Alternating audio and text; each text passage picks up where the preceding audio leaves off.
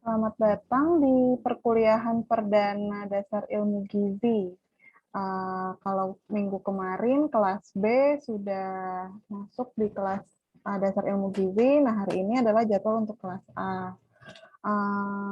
Perkenalan dulu ya. Perkenalkan, nama saya Fajriya Saliha. Saya adalah dosen pengampu untuk mata kuliah dasar ilmu gizi kelas A. Tim teaching-nya itu ada Ibu Widya Astuti dan juga Ibu Delita. Mungkin udah ketemu juga ya di mata kuliah lain dengan Ibu Widya dan Ibu Delita. Perkenalan singkat, udah ya tadi perkenalan singkat. Selamat datang di Prodi Gizi dan selamat datang juga di mata kuliah dasar ilmu gizi. Mata kuliah ini adalah mata kuliah dasar, mata kuliah pengantar bagi kalian untuk nanti ke depannya belajar di Prodi Gizi gitu. Jadi ini adalah dasarnya sekali gitu. Benar-benar pengenalan untuk kalian tentang gizi itu kayak gimana sih, apa aja yang akan kalian peroleh di sini kayak gitu. Nah, untuk materi hari ini akan dipaparkan oleh Ibu Widya dulu ya, Bu ya. Ya, sudah bisa dimulai, Ibu, silakan.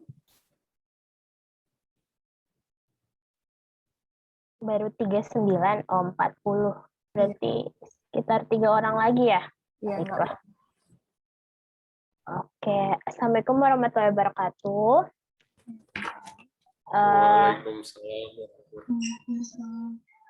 Perkenalkan, nama saya Widya Astuti. Pada kesempatan ini, saya akan memaparkan terkait materi pengantar dasar ilmu gizi.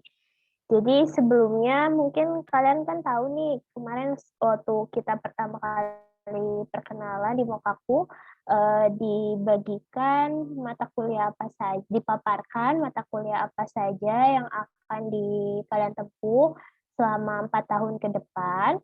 Nah, salah satunya adalah dasar ilmu gizi. Jadi dasar ilmu gizi ini adalah pondasinya kalian sebagai ahli gizi nanti ke depannya, di mana mata kuliah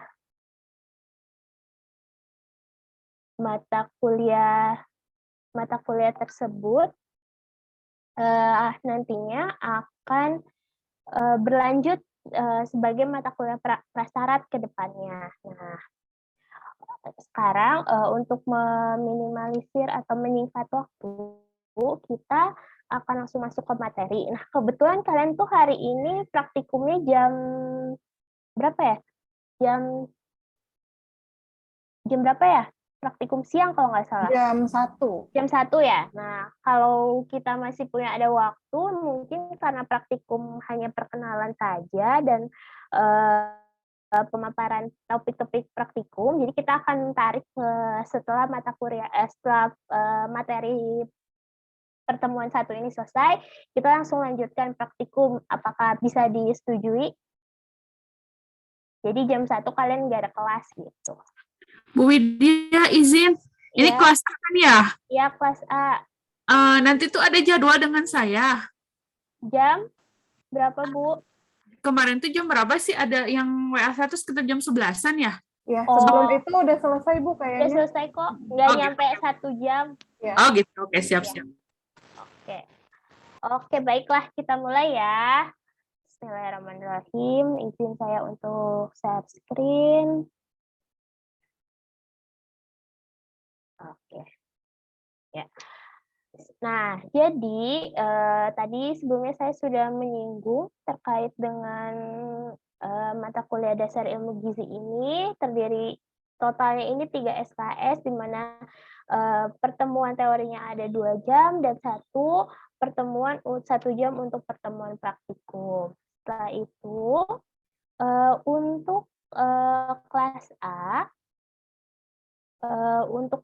A, tim pengajarnya tadi sudah disampaikan oleh Ibu Fajriya. Jadi kalian bisa menghubungi kami sebagai tim teaching, ada Ibu Fajriya, kemudian ada saya, dan kemudian ada Ibu Delita. Nah, nanti setiap... Widya, punten Bu, tampilannya terlalu zoom in gitu. Oh, sebentar. Oh, sorry, maaf. Saya ini. Sekarang gimana? Nah, Udah. udah Makasih, ya. Bu. Oke. Tadi sampai nanti ke depannya setiap materi akan dipaparkan oleh satu dosen setiap minggunya. Kebetulan untuk jadwal minggu pertama di kelas A ini ada saya. Nanti diharapkan PJ kelasnya ke depannya akan menghubungi dosennya untuk mengingatkan kembali jadwal pertemuan kepada dosen yang akan mengajar di mata kuliah dasar ilmu gizi setiap minggunya. Nah, ini adalah timetable untuk materi pertemuan kita dari pertemuan pertama sampai dengan 7. Untuk kelas A ini, pertemuan pertama bersama saya. Bu, Iya, nggak apa-apa, Pak. ya, Bu Memes bisa dibikin breakout room lagi nggak ya?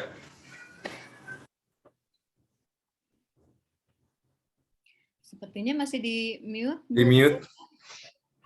Di main room aja nggak apa-apa, Pak. Soalnya yang kelas A udah di breakout room gitu, jadi nggak akan berbentrokan gitu. Oh, mangga, Bu Bulan, pengen gitu, Bu Bulan. Saya masuk lagi ke ini ya, ke room sebelah, punten.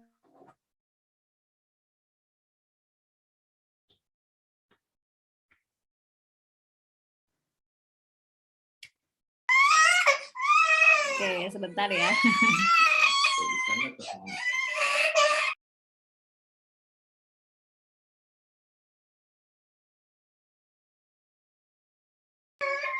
Ya, maaf ya. Proporsi penilaian dalam mata kuliah dasar ilmu gizi ini ada 4 aspek penilaiannya.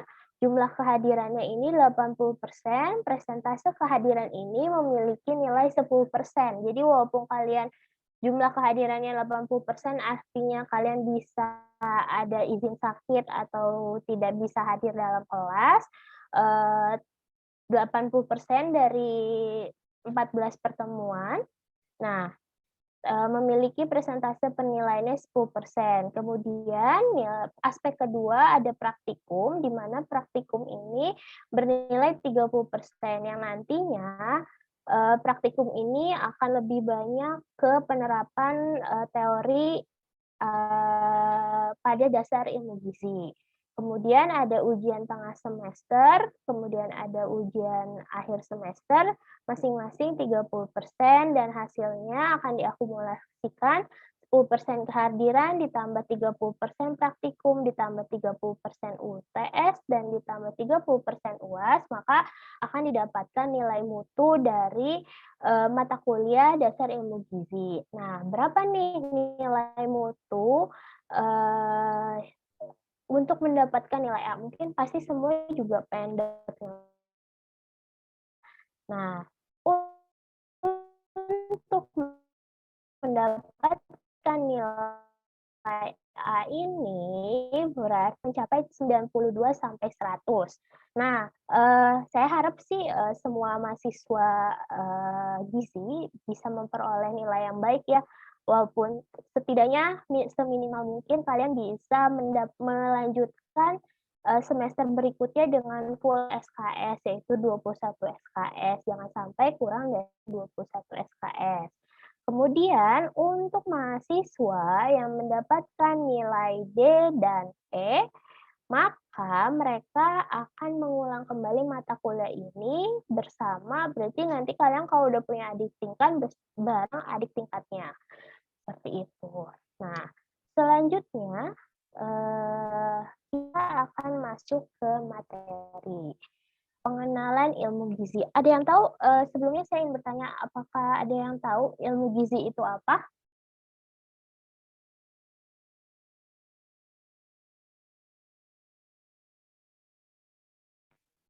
Ada yang tahu nggak? Atau saya harus tunjuk nih?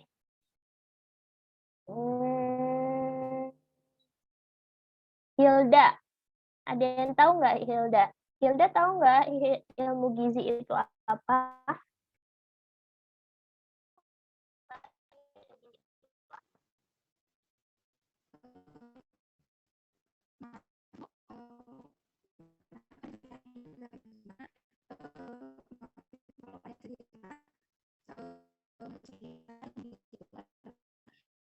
Oh, suaranya kurang. Maaf Yolda, suaranya sepertinya sinyalnya kurang baik ya.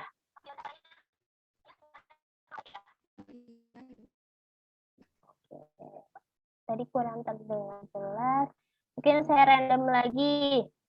Lutfa Diva.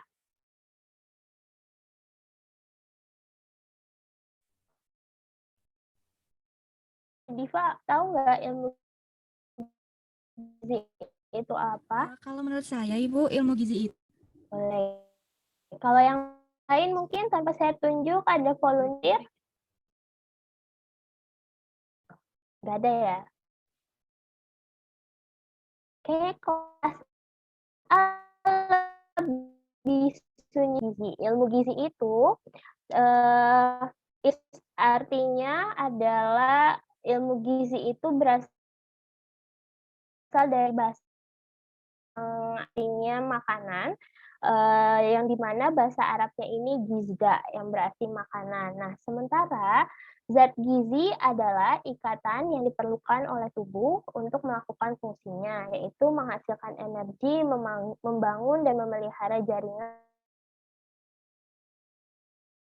Kemudian nanti ke depannya pasti kita karena berkaitan dengan ilmu gizi, maka kita akan berkaitan dengan makanan. Nah, makanan sendiri didefinisikan sebagai bahan selain obat yang mengandung zat gizi dan unsur-unsur atau ikatan kimia yang dapat diubah menjadi zat gizi oleh tubuh, di mana mempunyai fungsi yang mempunyai fungsi apabila sudah masuk ke dalam tubuh. Nah, selanjutnya pangan. Istilah pangan ini juga pasti akan sering berkaitan dengan gizi karena pangan itu artinya ini atau secara umum adalah bahan yang dapat dijadikan makanan. Nah, yang kemudian bahan pangan. Bahan pangan ini adalah kondisi makanan dalam keadaan mentah, di mana kalau dalam bahasa Inggris ini hanya ada satu kata yang menggambarkan bahan makanan, yang artinya bisa jadi bahan makanan, bisa jadi bahan pangan, dan bisa juga pangan. Yang dalam bahasa Inggris ini namanya food. Sementara nanti ke depannya, setelah kita mengetahui kandungan zat gizi, kemudian jenis-jenis zat gizi, output terakhirnya adalah status gizi. Jadi status gizi ini adalah keadaan tubuh sebagai akibat dari konsumsi makanan dan penggunaan zat-zat gizi. Jadi menurut Al-Matsir tahun 2004, status gizi ini terbagi menjadi 3 status, yaitu gizi buruk, gizi kurang, gizi baik, dan terbagi menjadi 4, gizi buruk, gizi kurang, baik, dan lebih. Sementara menurut Kemenkes sekarang ini status gizi ini terbagi menjadi 4 juga, di mana ada gizi buruk, gizi kurang, baik, gizi lebih.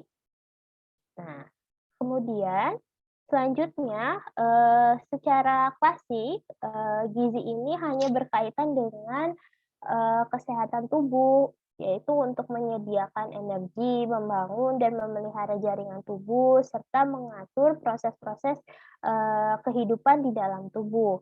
Nah, seiring dengan perkembangan zaman, gizi ini mempunyai pengertian yang lebih luas di samping dengan kesehatan. Nah, gizi ini berkaitan juga nih dengan ekonomi, perkembangan otak, kemampuan belajar, dan produktivitas dari seseorang. Mungkin bisa ada yang kasih contoh nggak kalau gizi ini berkaitan dengan ekonomi itu gimana? Atau dengan perkembangan otak? Ada yang bisa memberikan contoh tidak?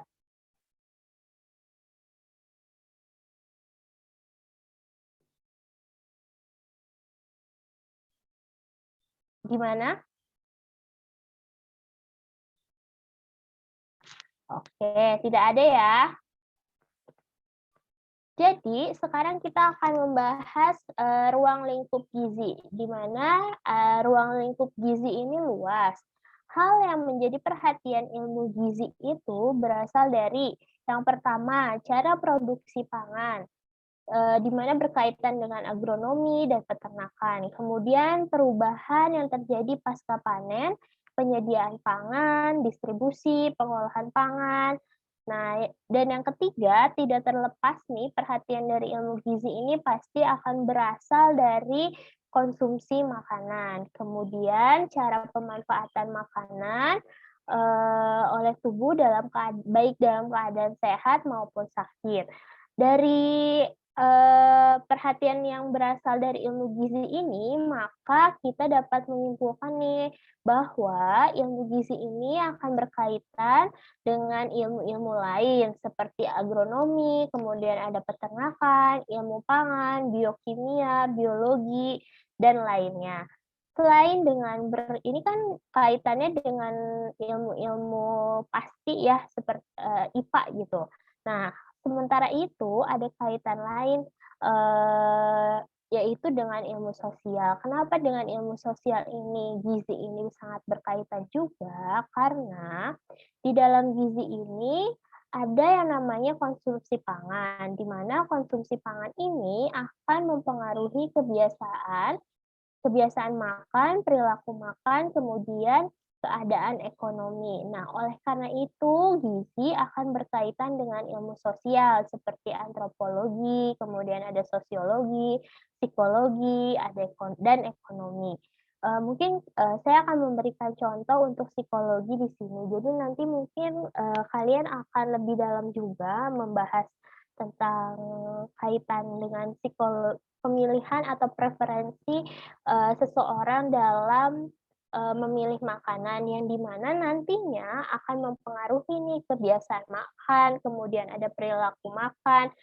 Faktor ekonomi di sini berperan sebagai salah satu faktor dasar yang akan memberikan suatu efek atau terhadap jenis pangan atau pilihan makanan yang akan dikonsumsi oleh seorang individu. Nah, selanjutnya terkait dengan perkembangan ilmu gizi. Nah, perkembangan ilmu gizi ini akan berkembang dari tahun ke tahun. Perkembangan gizi diawali di Indonesia ini pada tahun 1950, di mana Prof. Purwosudarmo mendapatkan amanah untuk memimpin Institut Fosholding. Kemudian selanjutnya Prof. Sudarmo ini akan mendirikan lembaga makan rakyat yang bertempat di Gedung Eijkman di Jalan Diponegoro, Jakarta. Nah, pada masa itu banyak masalah gizi yang terjadi. Di antaranya ini ada busung lapar, kemudian kwashiorkor, kemudian ada defisiensi vitamin A dan angka kematian yang tinggi. Nah, oleh karena itu terjadinya masalah-masalah gizi, maka timbullah suatu pemikiran untuk mendirikan lembaga masyarakat rakyat. Nah, setelah itu muncullah slogan dengan slogan 4 Sehat 5 Sempurna. Nah, slogan ini berasal dari Prof. Purwosudarmo, di mana Prof. Purwosudarmo ini dikenal sebagai Bapak Gizi Indonesia. Nah, setelah itu, masih di tahun 1950 sampai 1660, pada tahun 1951 Lembaga Rakyat mendirikan sekolah ahli diet yang menerima mahasiswa lulusan sekolah guru kepandaian putri dan dididik selama 1,5 tahun untuk menjadi tenaga ahli di bidang dietetik yang akan bekerja nantinya di rumah sakit. Langkah pertama yang dilakukan atau program yang dilakukan oleh lembaga makanan rakyat ini adalah membentuk tenaga staf dan kader, di mana pembentukan tenaga staf dan kader ini diharapkan menimbulkan perhatian dari kalangan atas atau kalangan elit terhadap masalah gizi agar menjadi prioritas atau perhatian di Indonesia. Nah, selain itu kegiatan penelitian pun dilakukan oleh tenaga tenaga gizi dan para peneliti. Selanjutnya,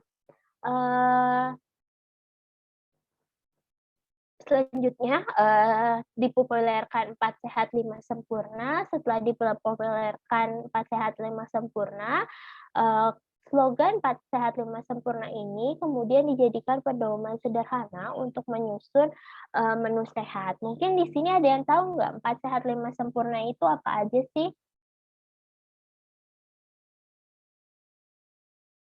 Ada yang bisa jawab?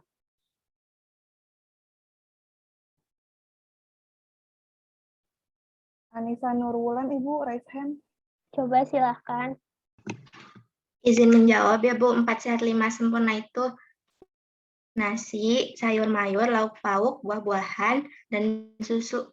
Terima kasih. Oke, iya betul. Jawaban dari Anissa betul. Nah, 4 sehat 5 sempurna ini kemudian di tahun 1951 dijadikan pedoman dasar untuk penyusunan menu sehat yang terdiri dari tadi sumber karbohidrat, protein, lemak, ditambah dengan vitamin, kemudian ditambah dengan susu. Nah, setelah itu berkembang 4 sehat 5 sempurna. Nah, di mana terjadinya perkembangan atau isu gizi ini sudah mulai dinotis oleh kalangan atas atau kalangan elit, akhirnya menyebabkanlah munculnya campaign-campaign seperti memerah susu dan minum susu, di mana kegiatan memerah susu ini bekerjasama dengan peternakan yang hasil dari perahan susu ini dibagikan kepada anak-anak pada saat itu dan untuk dikonsumsi. Setelah itu, Panitia Perbaikan Makan atau PPMR berubah menjadi Lembaga Perbaikan Makanan Rakyat atau LPMR. Jadi tadi kan ada Lembaga Makan Rakyat, kemudian berubah lagi di sekitar tahun 1958 berubah menjadi Panitia Perbaikan Makan, kemudian berubah kembali menjadi Perbaikan Makan Rakyat atau Lembaga Perbaikan Makan Rakyat atau LPMR. Nah, selanjutnya LPMR membuat pelatihan gizi kepada masyarakat. Nah, setelah itu sejak tahun 60 Lembaga Makan Rakyat atau LMR ini tadi kan sudah berubah menjadi LPMR. Di tahun 1960 ini membuat suatu hari atau memperingati dimulainya pengkaderan sumber daya manusia di bidang gizi, di mana setiap tanggal 25 Januari. Nah, hal ini terus berlangsung sampai hari ini, di mana hari tersebut dikenal dengan Hari Gizi Nasional. Nah, jadi itu menjadi agenda resmi atau agenda terus tahunan dari Kementerian Kesehatan, yaitu Hari Gizi Nasional. Jadi, setiap tanggal 25 ini diperingati sebagai Hari Gizi Nasional. Nah, setelah itu di tahun 1964 Menteri Kesehatan yaitu Prof. Satrio meningkatkan kegiatan gizi dengan membentuk suatu komando operasi gizi. Slogannya ini berubah, di mana yang awalnya tadi Prof. Sudarmo ini mempopulerkan slogan 4 sehat 5 sempurna dianggap sudah tidak cocok lagi nih dengan keadaan pada tahun 1960. Maka akhirnya pada tahun 1960 ini dipopulerkanlah slogan baru yaitu menu gizi seimbang. Nah, di mana menu gizi seimbang ini dipopulerkan menjadi suatu revolusi menu untuk mengubah pola makan beras menjadi pola makan beraneka ragam yang bermakna plural. Nah, di sini tuh kenapa nih pola makan yang awalnya beras sentris ini dicoba untuk diubah? Intinya pada saat itu ingin memberitahukan bahwa pangan yang menjadi sumber karbohidrat ini bukan hanya beras. Nah, salah satu programnya ini adalah propaganda makan jagung. Jadi pada sekitar tahun 1960 sampai dengan 1969 itu terkenal nih dengan kegiatan atau penggantian beras menjadi beras jagung. Jadi propaganda ini bertujuannya itu untuk substitusi ya antara beras dengan jagung. Nah, setelah itu kegiatan gizi ini disempurnakan lagi dengan istilah Applied Nutrition Program. Kemudian dikenal dengan Usaha Perbaikan Gizi Keluarga atau UPGK. Nah, UPGK ini merupakan salah satu program perbaikan gizi di Indonesia yang menjadi suatu keberhasilan sampai dengan dunia internasional memperhatikan nih pergerakan dari UPGK ini di tahun 1969. Nah, setelah itu berlanjut di tahun 1960, kemudian ada International Meeting of Control of Vitamin A Deficiency, berlanjut lagi dengan SIDEC atau Southeast Asia Development Advisory Group. Kemudian berkembang lagi nih akhirnya setelah dengan adanya kegiatan-kegiatan internasional dan agenda internasional, berkembanglah dengan adanya atau munculnya Growth to Health Chart atau yang dikenal nih sekarang ini dikenalnya dengan Kartu Menuju Sehat. Nah, setelah itu ini merupakan Kartu Menuju Sehat ini merupakan komponen atau bagian dari program dari UPGK didukung oleh hasil penelitiannya Prof. Suyogyo tentang pendidikan gizi plus. Jadi tadi kan hanya program UPGK itu hanya untuk program perbaikan gizi keluarga. Nah, sekarang berkaitan atau lebih melebarkan sektornya ke sektor pendidikan, tidak hanya dengan lingkup keluarga saja, tetapi sudah bergabung atau mengikut sertakan dari pihak pendidikan untuk menerapkan perbaikan gizi. Maka diadakanlah pendidikan gizi plus.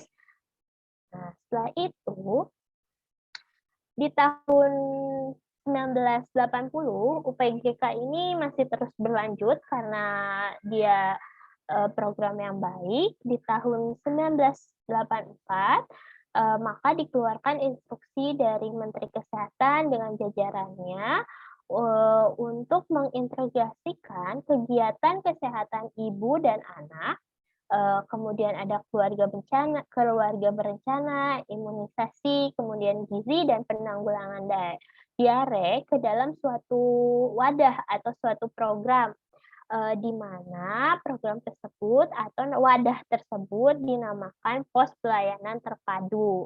Nah, atau yang dikenal dengan Posyandu nih.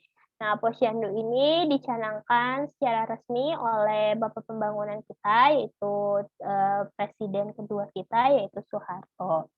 Nah, sampai sekarang kan ya, berarti Posyandu ini terus berlanjut nih, berarti kita bisa melihat nih dampak besar dari suksesnya program upaya perbaikan gizi atau UPGK. Bahkan sampai tahun 2021 pun Posyandu ini masih berjalan. Nah, setelah itu kemudian berkembang dengan Posyandu ini perkembangannya pesat dan memiliki kontribusi yang besar dalam penurunan angka kematian ibu dan anak. Sehingga banyak negara ini belajar nih dari kesuksesan Indonesia. Nah, maka mungkin ada beberapa negara juga yang menerapkan program UPGK ini itu menjadi suatu percontohan lah dalam untuk negara-negara lain. Nah, setelah itu muncul dengan KMS. Nah, KMS ini KMS masih lama ini masih di KMS tahun 1980-an. Nah, kemudian kegiatan UPGK ini masih berlangsung, di mana kegiatannya ini berupa penyuluhan gizi masyarakat, termasuk ke sekolah dan sekolah menengah, kemudian pelayanan gizi di posyandu, serta pemanfaatan pekarangan sebagai bahan program diversifikasi pangan dan gizi. Nah, di tahun 1988, penanggulangan masalah gizi ini sudah mulai bergeser nih fokusnya, terutama pada sasaran 4 masalah gizi utama. Yang pertama itu ada kurang kalori, kemudian kurang kalori dan protein atau biasa dikenal dengan KKP, kemudian kurang vitamin A, kemudian ada anemia gizi besi dan gangguan akibat kekurangan iodium atau GAFI. Tanpa dengan berfokusnya keempat masalah utama ini, tidak mengabaikan juga nih masalah-masalah lain yang timbul akibat dari kekurangan atau kelebihan gizi. Nah, setelah itu berkembang, terus kemudian berkembang, kemudian dengan perkembangan tersebut maka muncullah program pemberian makanan tambahan sebagai solusi dari fokus 4 masalah yang tadi. Ada pemberian makanan tambahan, penyuluhan gizi, kemudian ada suplementasi kapsul vitamin A dosis tinggi, dan suplementasi tablet tambah darah. Nah, ada juga pemberian kapsul iodol dan garam beriodium menjadi intervensi unggulan nih yang diberikan, dan menjadi di mana di kegiatan ini atau program ini dipantau pertumbuhannya oleh posyandu, di mana di posyandu itu kan terlibat ada kader dan bidan. Nah, upaya promotif di bidang gizi ini terus berkembang pada tahun 90-an, utamanya upaya peningkatan pengetahuan dan perilaku. Nah, setelah itu melalui pendidikan, penyuluhan gizi seimbang, dibarengi dengan perbaikan gizi di institusi perusahaan. Jadi sekarang sudah mulai bergeser nih. Kemarin masih di tahap keluarga, di tahun-tahun 1960 sampai 1980 itu masih di tahap keluarga. Nah, sekarang bergeser nih untuk perbaikan masalah gizinya, menggait di mana ada perusahaan, kemudian pabrik, panti asuhan, dan sebagainya. Nah, kemudian muncullah nih suatu program baru, yaitu pemberian makan tambahan atau PTMAS, di mana ini bertujuannya juga untuk meningkatkan konsumsi makan dari anak sekolah. Nah, berkembang terus nih, setelah perkembangan tadi di 90-an awal masuk ke 95, di mana Direktorat Gizi atau Direktorat Gizi Departemen Kesehatan mengeluarkan suatu pedoman, di mana pedoman ini adalah pedoman umum untuk gizi seimbang atau yang biasa dikenal dengan PUGS. Nah, ada 13 pesan dasar di dalamnya. Ada yang pernah tahu nggak pedoman gizi seimbang? Pedoman umum gizi seimbang.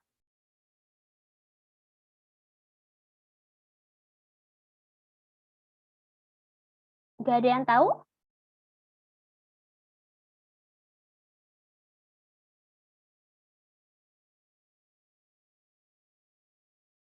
Wah. Sarah Solita. Coba Sarah, pernah dengar pedoman umum gizi seimbang? Sedikit sih, Bu. Nggak hafal semuanya.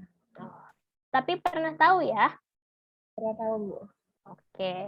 Oke, baik, kita lanjut kalau begitu ya. Nah, jadi nanti pedoman gizi seimbang ini seiring berjalannya waktu terjadi perubahan dan revisi-revisi. Nanti kita akan bahas dan ada materi tersendiri untuk pedoman umum gizi seimbang atau PUGS. Nah, setelah itu ini masih di tahun 1980 menjelang 2000-an.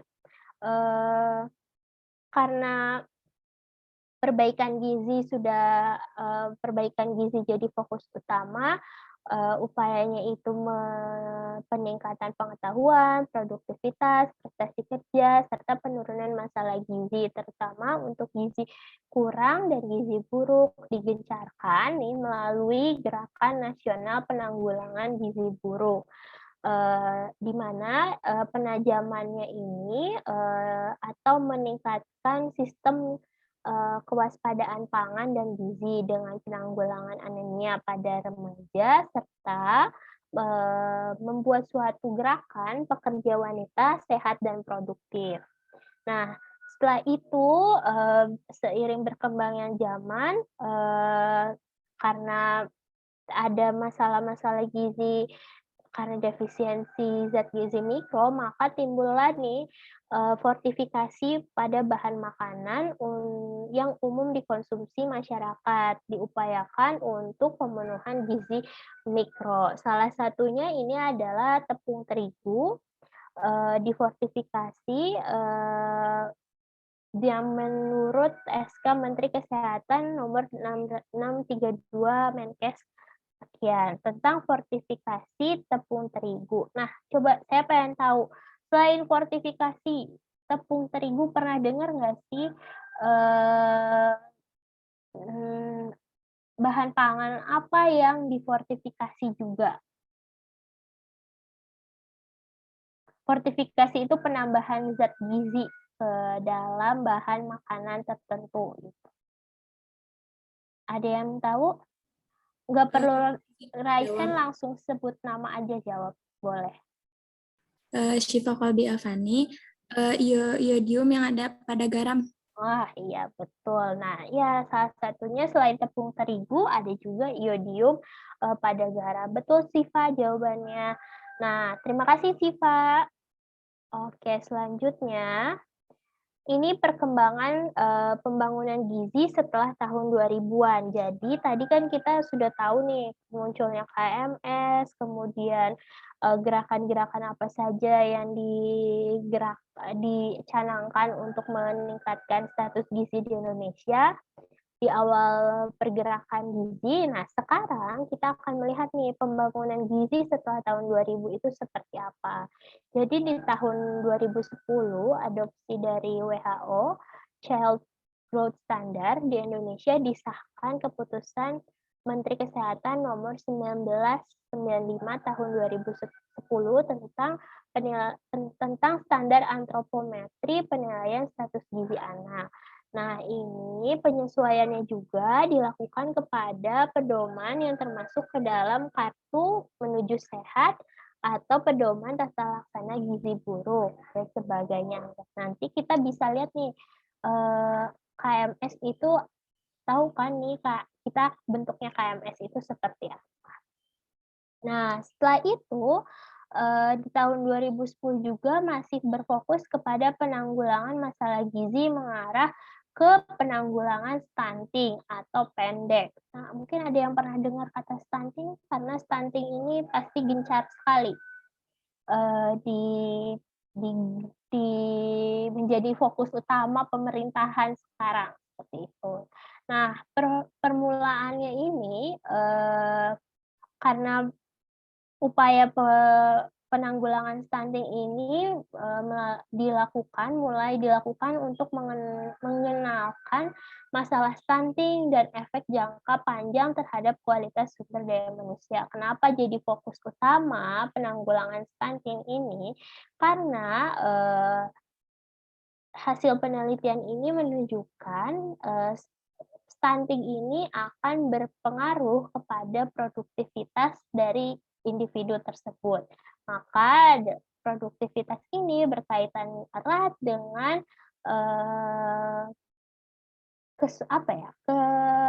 kesuksesan atau kemajuannya suatu negara gitu. Nah, maka dari itu menjadi fokus penanggulangan dari Direktorat Gizi Masyarakat Kemenkes.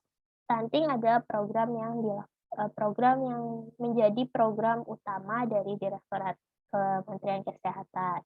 Nah, kegiatan ini tuh diawali dengan gerakan Scaling Up Nutrition atau SUN sebagai respon nih dari berbagai negara di dunia terhadap kondisi status gizi. Jadi sebagian negara berkembang ini terjadi kemajuan yang tidak merata nih untuk mencapai MDGs. Nah, kalau minggu lalu saya memberikan tugas kepada kelas B, cari MDGs itu apa, poin-poin MDGs itu apa.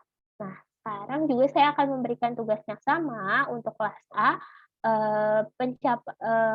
coba dicari MDGs itu apa, poin-poin dari MDGs itu apa.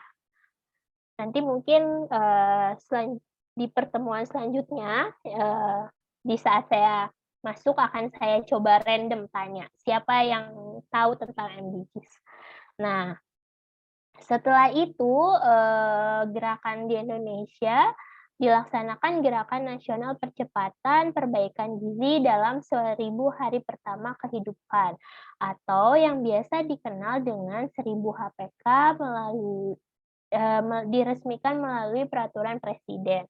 Jadi gerakan 1000 HPK ini gerakan di mana masih bayi atau masih di dalam kandungan sampai 1000 hari kehidupan pertama dari bayi tersebut. Nah, selain itu, perkembangan gizi atau pembangunan gizi setelah tahun 2000-an ini berubah kembali nih pedoman. Tadi kan ada PUGS, nah sekarang ada pedoman gizi seimbang atau PGS-nya ini menjadi 10 pedoman PGS. Nah, di awal kan tadi ada 13 pedoman umum gizi seimbang, sekarang dipecah lagi menjadi 10 pedoman gizi seimbang yang lebih relevan di kehidupan sekarang pada masyarakat, sehingga lebih mudah untuk dipahami atau diterapkan. Ya, seperti itu. Tujuan dari 10 pedoman gizi seimbang ini seperti itu. Nah, selanjutnya kita akan melihat nih, tadi saya sempat bertanya kan, ada yang pernah dengar tumpang gizi seimbang nggak? Nah, ini adalah perubahan pedoman umum gizi seimbang, tumpang gizi seimbang ini. Kalau tadi kan cuma ada bentuknya tumpang aja ya, jadi ada karbohidrat, sayur mayur, kemudian buah, kemudian ada protein hewani dan nabati, tidak ada penjelasan terkait garam, minyak. Nah, ditambah lagi di pedoman gizi seimbang atau tumpang gizi seimbang ini menjadi dasarnya itu dimunculkan atau ditambahkan terkait dengan hygiene dan sanitasi dan aktivitas fisik, ditambah juga dengan minum air 8 gelas. Nah, ini nanti detailnya akan dijelaskan di pertemuan di setelah UTS. Nah, oke. Nah, selanjutnya sekarang kita beralih ke kebutuhan gizi. Kebutuhan gizi berkaitan dengan proses tubuh. Nah, makanan yang dikonsumsi setiap hari, jika dipilih dengan baik, maka akan memuat semua zat gizi yang dibutuhkan oleh tubuh. Tetapi apabila makanan ini tidak dipilih dengan baik, tubuh akan mengalami kekurangan zat gizi esensial. Nah, zat gizi esensial ini tuh apa sih? Nah, zat gizi esensial ini adalah zat gizi yang didatangkan dari makanan atau tidak dapat diproduksi oleh tubuh. Jadi, disimpulkan bahwa zat gizi esensial ini berasal dari makanan gitu.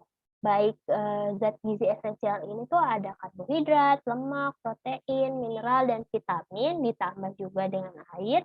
Nah, ini disebutnya adalah zat gizi esensial, di mana zat gizi tersebut tidak dapat dihasilkan atau diproduksi oleh tubuh.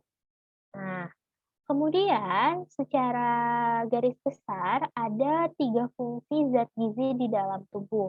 Yang pertama, memberi energi, yang kedua, pertumbuhan dan pemeliharaan jaringan tubuh, yang ketiga, mengatur proses tubuh. Nah, mungkin saya pengen tanya nih, zat gizi yang memberikan energi ini zat gizi apa? Mungkin ada yang bisa memberikan contoh? Karbohidrat. Siapa namanya? Arsila. Arsila. Oke, karbohidrat ya. Oke, betul jawabannya. Nah, kalau zat gizi yang berfungsi untuk pertumbuhan dan pemeliharaan jaringan tubuh. Siapa yang bisa coba?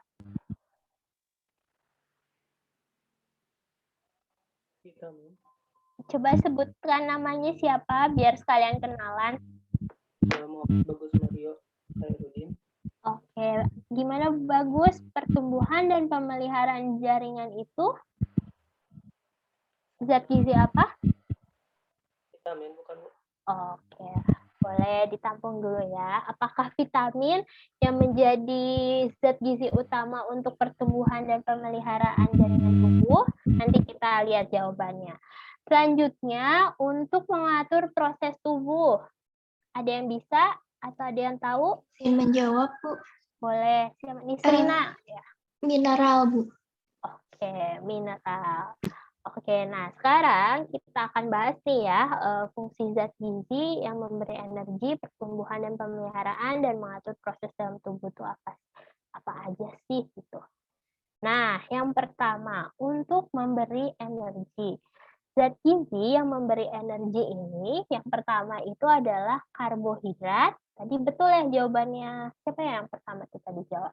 Karbohidrat, lemak, dan protein. Nah, hasil oksidasi dari zat gizi tersebut akan menghasilkan energi yang diperlukan oleh tubuh untuk melakukan kegiatan atau aktivitas. Nah, ketiga zat gizi tersebut ini jumlahnya ini adalah yang paling banyak yang terdapat di dalam pangan. Nah, jadi karbohidrat, lemak, protein ini biasanya paling banyak terkandung di dalam bahan pangan.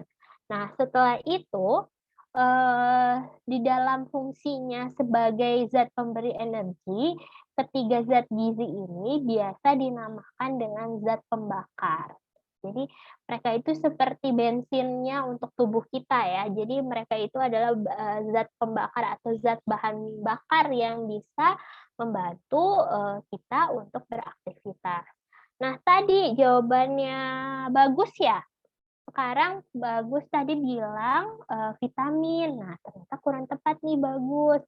Pertumbuhan dan pemeliharaan jaringan tubuh, zat gizi yang menjadi yang berperan pentingnya itu ada protein, mineral, dan air. Nah, di dalam jaringan tubuh ini ketiga zat tersebut diperlukan untuk membentuk sel-sel baru, di mana untuk memelihara dan mengganti sel-sel yang rusak. Nah, dalam fungsi ini, ketiga zat gizi ini dinamakan sebagai zat gizi pembangun.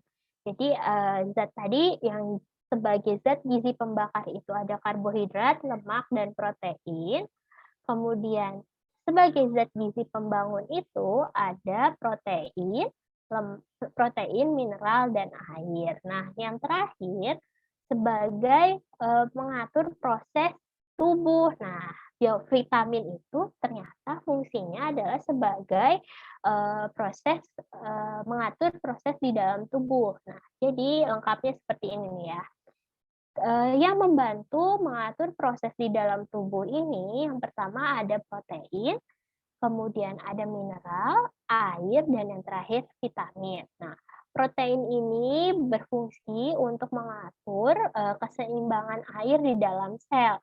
Jadi bertindak sebagai buffer, penyeimbang nih, penyeimbang dalam upaya memelihara netralitas tubuh dan membentuk antibodi yang bersifat inefektif dan bahan-bahan asing yang masuk ke dalam tubuh. Nah, sementara untuk mineral dan vitamin ini diperlukan sebagai pengatur dalam proses oksidasi. Jadi untuk fungsi normal saraf dan otot, serta banyak proses lain yang ada di dalam tubuh.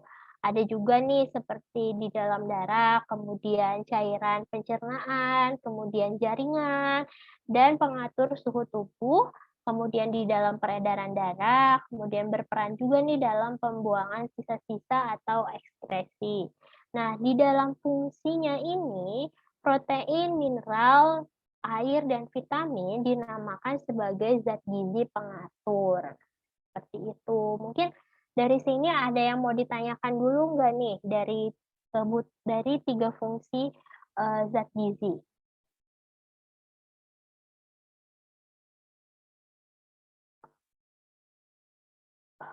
Hening. Oke deh, kalau gitu saya lanjut dulu aja. Nah, dari tadi kan kita sudah mengenal fungsi-fungsinya. Nah, sekarang kita harus tahu nih apa akibat dari gangguan gizi terhadap fungsi tubuh. Nah, apabila konsumsi makanan ini mempengaruhi status gizi seseorang, maka status gizi baik jika tubuh memperoleh zat gizi yang digunakan secara efisien. Sementara status gizi akan kurang apabila kekurangan satu atau lebih zat gizi esensial. Nah, status gizi ini lebih apabila memperoleh untuk status gizi lebih akan disebabkan apabila memperoleh zat gizi dalam jumlah yang berlebihan sehingga menimbulkan efek toksik dan membahayakan. Nah, selain itu nih, kondisi gizi kurang maupun gizi lebih ini merupakan akibat dari gangguan gizi. Jadi, kata siapa nih, gizi kurang itu bukan jadi gangguan, ternyata gangguan akibat gizi itu yaitu bisa jadi gizi kurang, bisa jadi kekurangan dari zat gizi dan bisa jadi juga kelebihan dari salah satu zat gizi. Jadi intinya dalam gizi itu harus ada seimbang, maka timbullah yang tadi tuh pedoman gizi seimbang. Nah, ini yang mendasari kenapa mengkonsumsi suatu pangan atau makanan itu harus seimbang, karena zat gizi yang dibutuhkan ini harus seimbang. Jadi kalau kurang nggak bagus, kalau lebih juga nggak bagus, seperti itu. Nah, di sini gangguan zat gizi ini disebabkan oleh faktor primer dan faktor sekunder. Nah, kalau faktor primer itu lebih ke metabolisme di dalam tubuh kita, sementara untuk faktor sekunder ini lebih ke fungsional. Jadi misalkan ada untuk yang lansia, gigi-geliginya sudah tidak bisa mengunyah, maka nanti akan mempengaruhi nih zat gizi yang terkandung di dalam makanan yang dikonsumsinya ini ternyata tidak bisa terserap dengan baik, seperti itu. Nah, sekarang kita akan masuk ke gangguan gizi terhadap fungsi tubuh akibat dari kekurangan atau kurang gizi pada proses tubuh. Yang pertama ini ada pertumbuhan. Jadi anak-anak tidak tumbuh sesuai dengan usianya. Protein digunakan sebagai zat pembakar. Nah, tadi kan protein itu sebagai zat apa? Coba, saya pengen tahu. Protein sebagai zat Pembangun, Bu. Pembangun, Ibu. Pembangun. Oke, jadi seharusnya kan protein itu digunakan untuk sebagai zat pembangun. Nah, sekarang pada proses kekurangan gizi ini ternyata protein ini digunakan sebagai zat pembakar. Sehingga otot yang seharusnya kuat atau bisa menempel pada tulang dengan baik ternyata menjadi lembek. Nah, Jadi timbullah masalah gizi, yaitu kwashiorkor dan marasmus. Nah, selain itu juga di masa pertumbuhan ini, yang mudah dilihat dari cirinya ini adalah rambutnya ini adalah mudah rontok. Nah, ini gambar yang ada di samping ini merupakan tipe dari malnutrisi atau masalah gizi, di mana ada kwashiorkor, ada marasmus. Nah, yang membedakannya ini biasanya kalau kwashiorkor ini bulging tuh ada apa ya? Pembengkakan atau perutnya buncit nih. Sementara mukanya ini lebih khas moon face seperti itu. Sementara kalau marasmus ini kehilangan massa ototnya, jadi terlihat sekali nih tulang-tulang, kulit, hanya ada tulang dan kulit gitu. Sementara kemudian ada similian face tuh, jadi muka dia tuh khas juga nih, jadi sedih gitu loh. Nah, kemudian untuk hair-nya ini juga masih sama, cirinya tuh pasti thin and bristly hair. Nah, selanjutnya akibat kekurangan gizi pada proses tubuh ini, kita ada juga nih produksi tenaga. Nah, kekurangan gizi produksi tenaga ini mengakibatkan produksi tenaga kita kurang nih. Nah, kurangnya tuh gimana? Ya, contohnya aja nih, kalau kita lagi mau kerja atau kalian mau belajar, belum makan, pasti males belajarnya, males ngerjain tugasnya, atau bawaannya lemes, lemah gitu, pengennya tidur terus. Nah, itu tuh jadi merupakan salah satu bentuk kekurangan gizi, sehingga produksi tenaganya tuh kurang.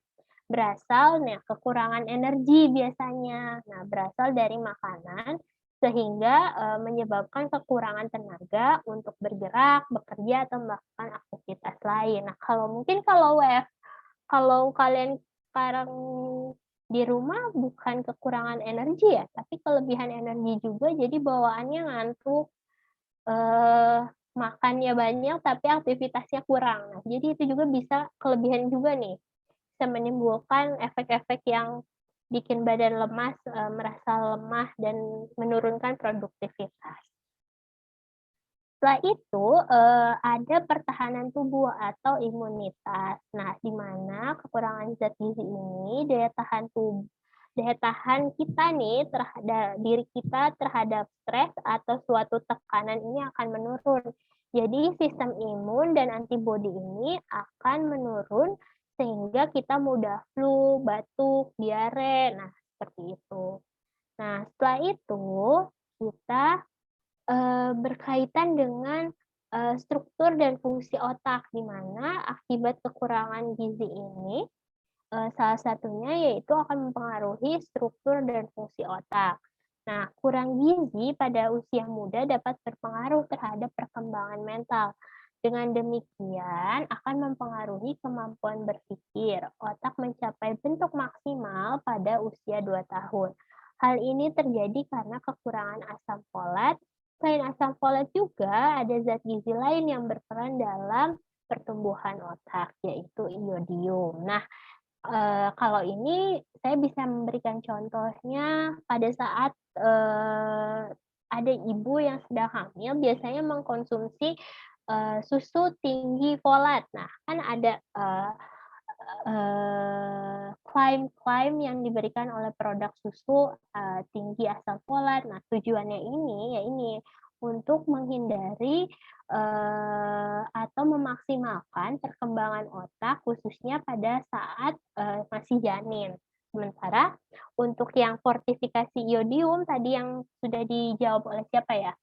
Nah, fortifikasi iodium ini berperannya ini untuk meningkatkan, selain meningkatkan pertumbuhan otak, pada anak usia sekolah ini, kecukupan iodium yang terpenuhi ini akan membantu lebih berkonsentrasi di saat mereka belajar, seperti itu.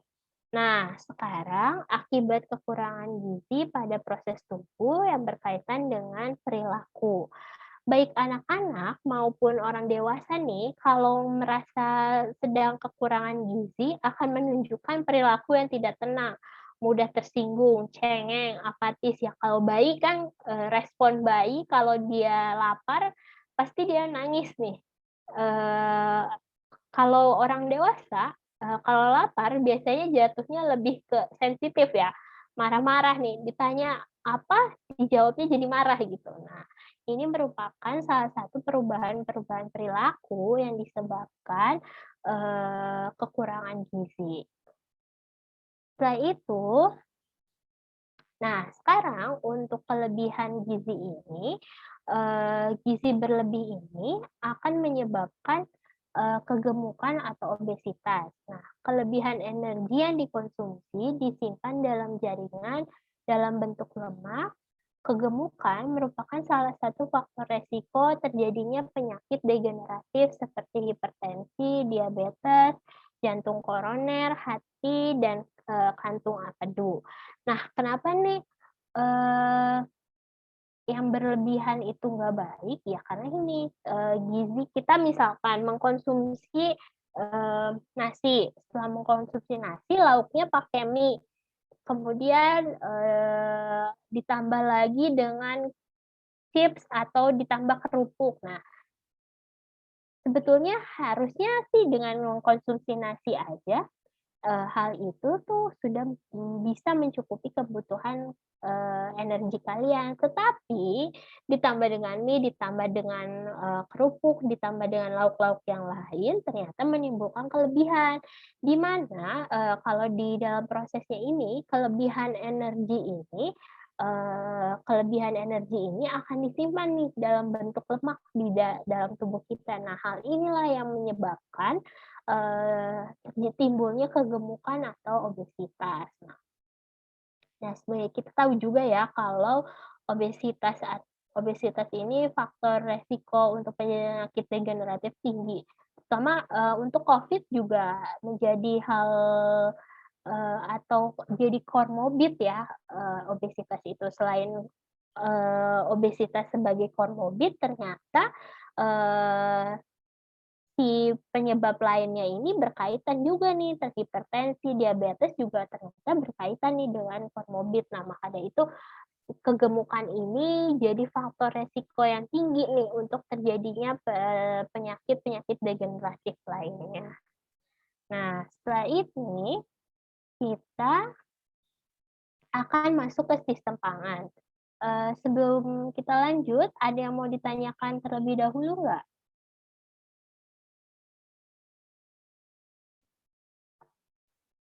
Arsila, Resen, Bu. Boleh, ya. Gimana, Arsila? Ibu izin bertanya, Mhm. kalau misalkan kan biasanya kalau kekurangan gizi atau kelebihan itu karena ibu atau emang dari janin gitu kan Bu dari kecil. Kalau misalkan udah dewasa kayak gini, cara nanganinnya gimana ya Bu? Kasih. Oke, boleh. Nah, kalau tadi Arsila kan kekurangan gizi itu saat dari kecil belum kekurangan zat gizi pada saat kecil atau mulai dari janin itu sebetulnya bisa diantisipasi dengan gerakan yang tadi nih 1000 HPK, di mana di dalam 1000 hari kehidupan itu menjadi harus betul-betul menerapkan pola gizi seimbang. Nah, bagaimana nih kondisi dewasa? Belum tentu nih kondisi dewasa ini zat gizinya ini terpenuhi. Jadi bisa jadi pada saat kita dewasa permasalahan gizi yang kita kecil dulu itu bisa juga jadi timbul. Solusinya permasalahan gizi ini masih bisa diperbaiki karena permasalahan gizi di dewasa kalau khususnya kalau untuk stunting itu masih bisa diperbaiki sampai anaknya mungkin di SD itu masih bisa terjadi perbaikan ya, karena masih ada terjadi pertumbuhan dan perkembangan. Tetapi kalau untuk sudah sampai dewasa, itu sudah irreversible, jadi tidak mungkin kembali lagi gitu. Nah, di tahap dewasa ini, perbaikan gizinya itu sebetulnya atau masalah gizi pada saat dewasa itu bisa jadi bukan dibawa pada saat kita masih kecil, dari kecil gitu. Contohnya misalkan anemia. Anemia itu bisa terjadi bisa pada remaja, bisa jadi pada saat kita sudah dewasa. Nah, kasus anemia ini misalnya dia ini bisa dapat diobati nih atau bisa dapat disembuhkan.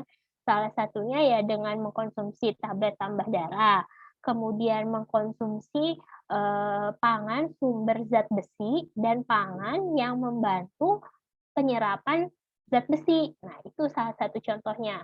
Misal di contoh lain nih yang anemia, kasusnya kita lihatnya deh anemia dulu nih ya. Misalkan tadi siapa yang namanya? Arsila. Nah, Arsila ternyata anemia. Taunya pas umur segini nih, di umur 20 awal gitu. Nah, itu bisa diperbaiki dengan cara ya tadi konsumsi tablet tambah darah, kemudian Arsila memperhatikan pangan yang akan dikonsumsi, jadi harus memperhatikan nih sumber pangan zat besinya itu apa, misalkan bayam, kemudian ada katuk. Nah, Arsila coba mengkonsumsi makanan tersebut. Yang kedua, yang ketiga bisa jadi Arsila mengkonsumsi juga pangan yang membantu penyerapan zat besi. Jadi intinya masalah gizi pada saat kita dewasa ini bisa diperbaiki dengan pengaturan pola makan yang sesuai. Seperti itu. Gimana? Ya Bu, baik Bu, terima kasih banyak. Oke, suaranya ini ya cute gitu. Oke, kita lanjut ya. Ada lagi Bu yang mau bertanya? Oke, boleh, siapa? Saya Bu, perkenalkan nama saya Muhammad Raihan. Izin bertanya, cara menyelesaikan permasalahan gizi untuk orang yang cibofobia gimana Bu? Cibofobia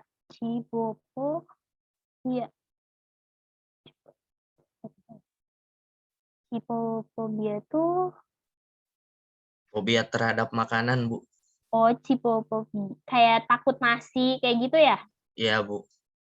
Nah, sebetulnya tuh kalau misalkan kasusnya takut nasi, kalau sumber karbohidrat kan nggak selalu nasi. Nah, bisa jadi di substitusi nih, diganti pangan sumber karbonnya ini gimana, bisa nggak kamu mengkonsumsi yang lain? Kalau takut nasi ya masih ada jagung, masih ada singkong, masih ada roti gandum, roti biasa. Nah, itu masih menjadi pangan sumber karbohidrat.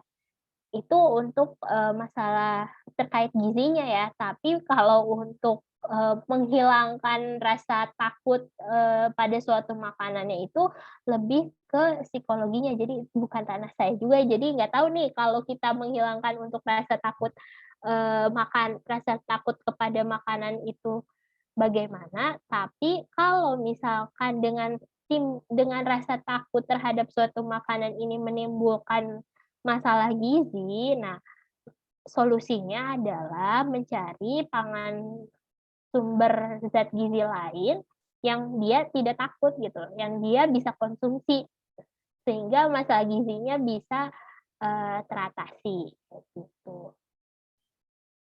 Itu siapa, Rehan ya tadi? Iya Bu. Oke. Terjawab Rehan? Terjawab Bu. Insyaallah. Oke, selanjutnya saya lanjut dulu ya ke sistem pangan. Kita selesai jam berapa ya, Bu Memes? 9. Seharusnya sebentar ya Bu. 10.20 kalau nggak salah. 10.20 ya, oke. Ini topik terakhir untuk pertemuan kita hari ini, yaitu sistem pangan dan gizi. Nah, jadi suatu sistem pangan dan gizi ini adalah suatu sistem atau serangkaian komponen atau unsur-unsurnya yang berkaitan atau terkait untuk menuju suatu tujuan yang sama.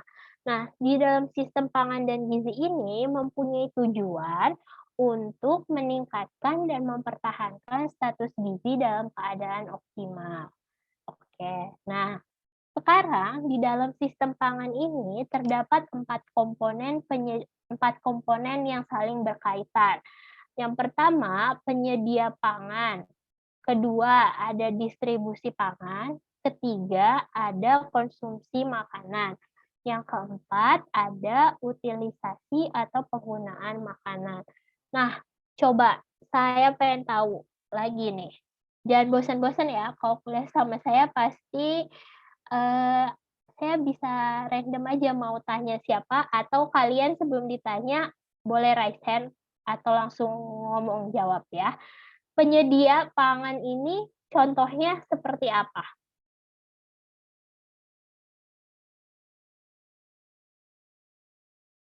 Ada yang tahu?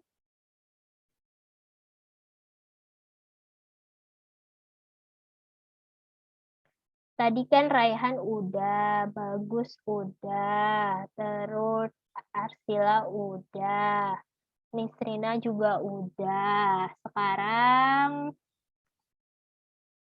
oh ini deh, Melva. Melva Ishandar. Coba Melva, penyedia pangan itu contohnya apa?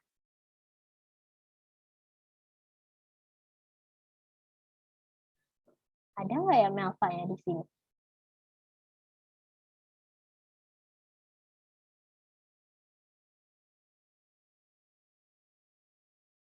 Wah, ini ikut kuliah atau cuma on Zoom aja ya?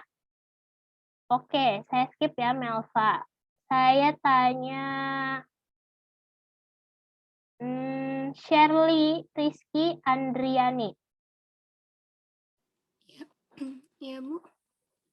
Coba sistem pangan itu kan ada 4 komponen. Nah, kalau komponen penyedia pangan itu apa sih? Gitu.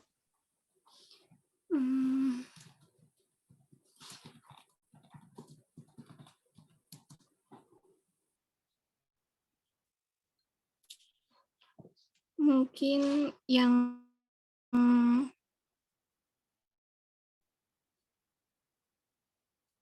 kurang tahu, Bu.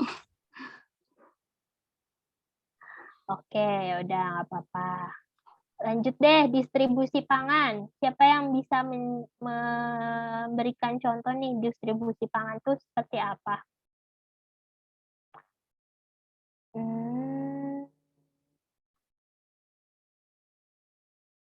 Wah, Rifka, Raihan, Bu.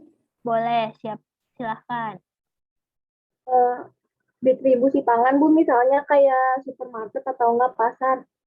Oke, iya. Oke, tadi siapa ya? Kalau konsumsi pangan kayak gimana? Nuri Anggraeni. Ya, Bu. Ya, gimana Nuri kalau konsumsi pangan? Orang yang memakan makanannya kayak, kan tadi kalau distributor supermarket, berarti kalau konsumennya pembelinya. Oke, berarti lebih ke individunya ya konsumsi pangan tuh. Nah, kalau utilisasi atau penggunaan makanan,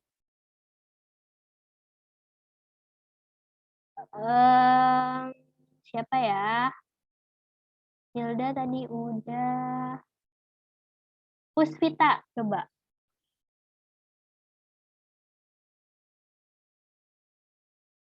Gimana Puspita? Iya Bu, mungkin cara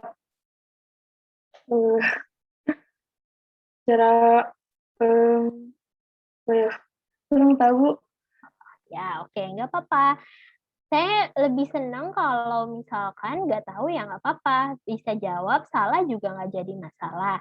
Yang penting di sini kita belajar karena ini prosesnya daring juga, kita harus tetap ada komunikasi dua arah ya. Jangan sampai cuman saya aja nih yang menyampaikan, tapi kalian belum tentu paham apa yang saya sampaikan. Nah itu saya kurang jangan sampai seperti itu gitu. Oke, ini ada yang raise hand, ada Lutfia Diva dan Elita. Boleh, mau bantu jawab yang mana? Izin menjawab, Ibu, untuk utilisasi atau penggunaan makanan, kan tadi kalau distribusi makanan itu dari supermarket, terus konsumsi itu dari individu yang mengkonsumsi makanan itu. Nah, kalau penggunaan makanan itu menurut saya adalah hasil konsumsinya gitu, Ibu. Jadi zat yang diserap ke dalam tubuh setelah kita mengkonsumsi makanan itu. Gitu. Terima kasih. Terima kasih, Lutfia. Boleh nih, Elita? Ibu, aku mau izin jawab yang penyedia pangan. Boleh. Maaf Ibu kalau salah. Kalau setahu saya kayaknya kayak petani yang nyediain beras kayak gitu-gitu Bu yang bahan pangannya. Oh iya. Oke, betul. Nah, oke, sekarang kita bahas ya. Sistem pangan ini memiliki 4 komponen. Nah, kita lihat nih keempat komponen ini, penjabarannya ini seperti apa sih? Nah, jadi pertama, penyedia pangan tadi betul nih, Elita bilang petani. Nah, di sini salah satunya yang berperan adalah petani.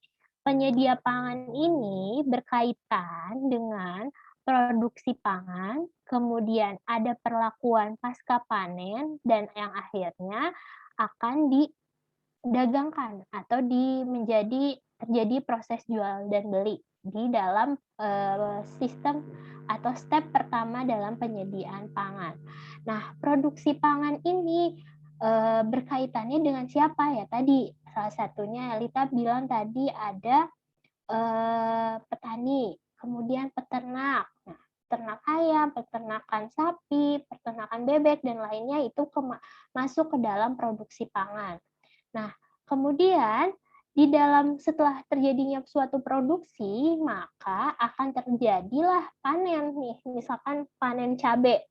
Nah, tujuannya di sini, perlakuan pasca panen itu adalah bagaimana caranya agar menjaga kualitas zat gizi dari produk tersebut yang nantinya akan disampaikan sampai konsumen, bagaimana nih zat gizinya harus tetap terjaga.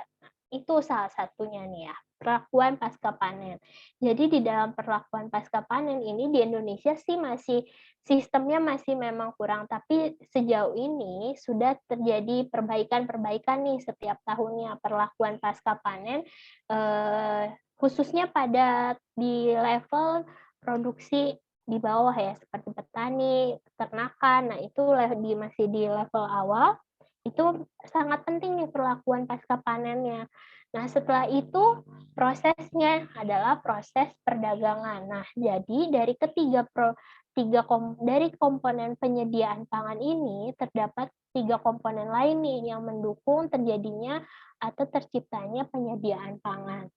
Nah, selanjutnya setelah sistem penyediaan pangan, ini ada distribusi pangan. Nah, distribusi pangan ini ada lagi nih komponen lain yang berperan, di mana distribusi pangan ini berpengaruhnya terhadap transport. Kemudian bagaimana penyimpanan hasil pangan yang sudah didistribusikan. Kemudian bagaimana nih pengolahan dari pangan yang sudah didistribusikan. Kemudian bagaimana pemasaran pangan yang akan didistribusikan. Nah, yang pertama, transportasi. Transportasi ini kembali lagi kita bagaimana nih cara menjaga kualitas dari zat gizi yang ada di dalam produk pangan atau bahan makanan mentah nih kalau misalnya dari pertanian agar tetap terjaga. Bagaimana proses transportasinya, kemudian bagaimana nih proses penyimpanan pada saat pendistribusian, apakah dengan penyimpanan tomat ditumpuk, sekian banyak tomat ditumpuk lalu dikirimkan atau harus menggunakan satu keranjang yang kemudian disusun. Nah, hal-hal seperti inilah yang menjadi fokus utama dalam penyimpanan pangan. Kemudian pengolahan, bagaimana nih proses pengolahannya? Apakah zat gizi di dalam pada saat pengolahan ini akan berkurang atau zat gizi tersebut akan hilang? Nah, ini adalah proses pengolahan pangan. Kemudian pengemasan, bagaimana nih untuk memaintain atau menjaga dari kualitas zat gizi. Pengemasan untuk daging pasti akan berbeda dengan pengemasan untuk sayur. Kemudian akan berbeda juga nih pengemasan untuk bahan pangan mentah dengan bahan makanan yang sudah jadi. Itu juga beda pengemasannya. Kemudian yang terakhir, bagaimana pemasarannya? Nah, pemasarannya ini apakah bisa terpasarkan dengan baik dari distributor kepada konsumen? Distributor di sini bisa jadi swalayan, bisa jadi pasar. Nah, ini proses pemasaran terjadi di distribusi pangan. Nah, setelah itu maka terjadilah ke sistem konsumsi pangan, ke komponen ketiga. Di mana komponen ketiga ini terdapat juga nih faktor-faktor lainnya. Ada pangan yang dibeli, kemudian ada pemasakannya, kemudian ada distribusi di dalam keluarga, kemudian juga ada makanan perorangannya. Nah, sebelum saya menjelaskan dari 4 komponen yang mempengaruhi konsumsi makanan, saya akan menjelaskan dulu nih faktor-faktor yang mempengaruhi konsumsi makanan atau komponen dari faktor yang mempengaruhi komponen dari keempat komponen konsumsi makanan. Jadi ada faktor pendapatan. Faktor pendapatan ini contohnya tentu beda ya. Pangan yang dibeli untuk yang berpendapatan tinggi dengan yang mempunyai pendapatan yang rendah. Pasti jenis pangannya berbeda, jumlahnya berbeda, pilihan kualitasnya pun berbeda. Nah, seperti itu. Selain kualitas dan pilihannya berbeda, kemampuan dari individu tersebut untuk mengakses atau membeli pangannya pun berbeda. Kemudian untuk adat, ada agama, kebiasaan, atau pendidikan masyarakat. Khusus untuk agama, seperti contohnya untuk yang Muslim tidak mengkonsumsi babi. Kemudian untuk yang beragama Hindu tidak mengkonsumsi makanan yang berasal dari sapi, seperti itu.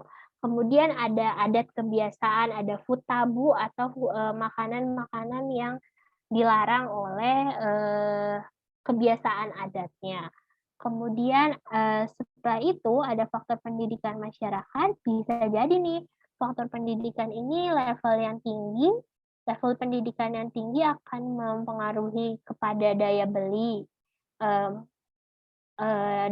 dari individu tersebut, akan mempengaruhi juga ke proses pemasakannya seperti apa, kemudian akan mempengaruhi juga nih distribusi di dalam keluarga seperti apa.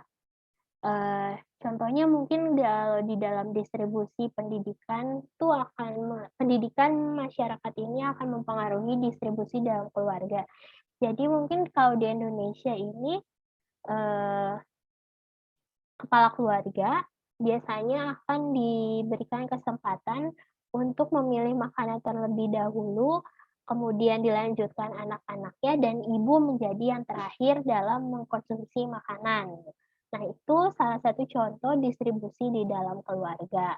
Nah, selain itu, ada jumlah anggota keluarga juga menjadi faktor yang mempengaruhi pangan yang dibeli, pemasakan, distribusi, dan kebiasaan makan perorangannya. Karena di dalam satu keluarga belum tentu mempunyai atau setiap anggota keluarga ini mempunyai preferensi yang berbeda.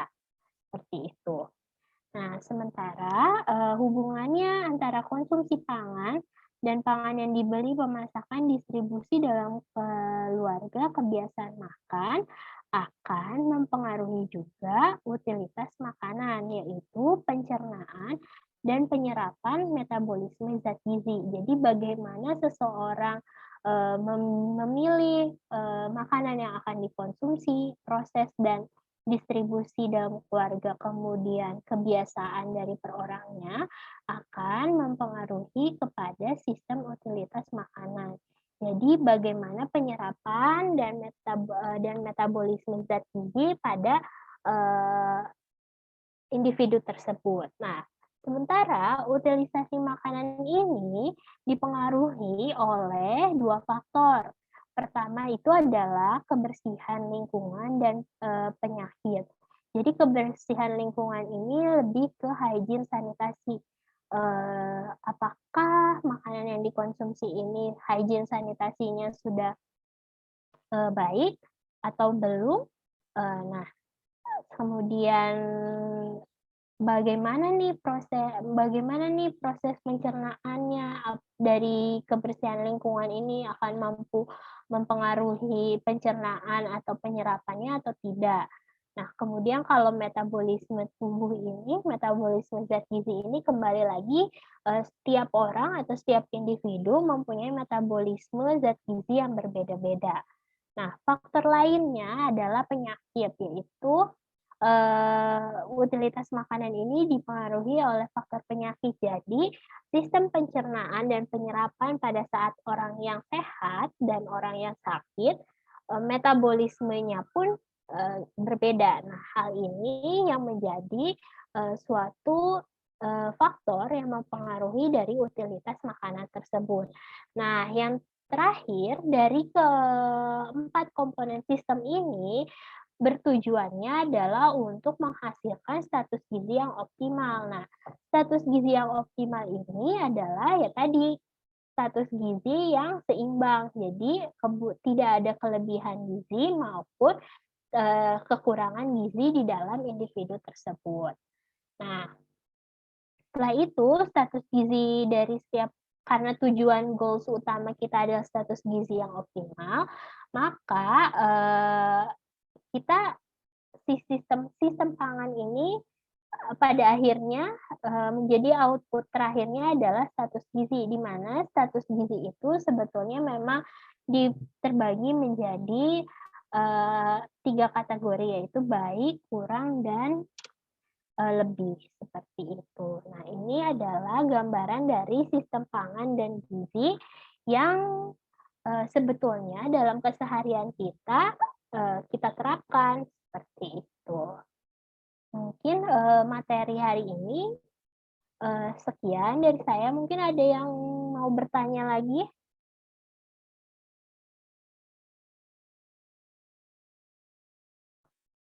Ada yang mau bertanya? Oke, Bagus. Mau tanya apa, Bagus? Ibu izin bertanya, kalau kan biasanya yang kekurangan gizi itu suka dikasih minyak ikan. Gimana? Kalau kekurangan gizi suka dikasih? Minyak ikan. Kayak gitu. Nah, kandungan di dalam minyak ikan yang paling berpengaruh buat tubuh tuh apa gitu? Jadi, kandungan minyak ikan yang paling berpengaruh untuk tubuh itu apa? Nah, penggunaan minyak ikannya ditujukan untuk apa dulu nih? Sebetulnya kandungan di dalam minyak ikan itu, kebanyakan minyak ikan yang dijual ini tinggi akan omega 3 ya. Nah, biasanya kalau omega 3 ini berkaitannya kepada untuk melancarkan peredaran darah, karena dia adalah lemak baik, dia terkandung. Jadi nanti kalian akan belajar namanya lemak jahat dan lemak baik. Nah, lemak baiknya ini tuh omega 3. Jadi lemak ini kan berfungsinya ini sebagai salah satu zat pembakar ya. Nah, omega 3 ini juga bisa menjadi salah satu zat gizi yang memberikan tambahan energi. Sebetulnya omega 3 di sini ini kalau dalam bentuk bukan dari makanan itu bentuknya adalah suplemen. Jadi belum tentu dapat terserap seluruhnya oleh tubuh kita. Itu Bagus.